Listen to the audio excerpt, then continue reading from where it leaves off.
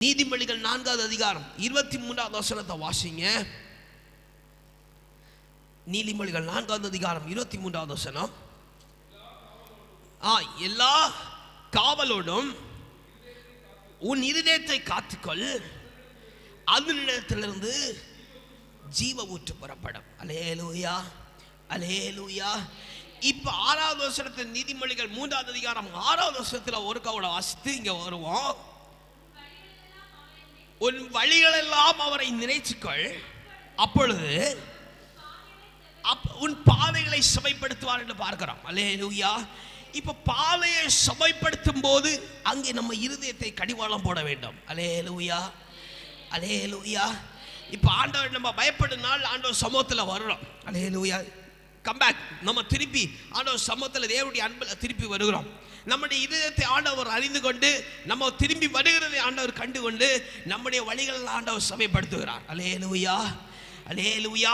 இப்ப செய்ய வேண்டிய காரியம், எல்லா காவலோடும் இருதயத்தை காவல் படுத்தியாச்சுன்னா அடுத்த நீரூற்று உண்டாகும். அல்லேலூயா, அல்லேலூயா, அல்லேலூயா. அதனை எல்லா காவலோடும் சொன்னா ஆமென். வேத பகுதியில் அநேகமான காவல் இருக்கிறது. அல்லேலூயா.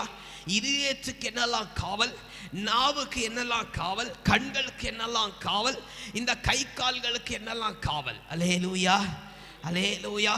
ஒரு 7 காவல் இருக்கிறது. அல்லேலூயா. இன்னைக்கு அது தியானிச்சா நமக்கு நேரம் போகாது. அல்லேலூயா.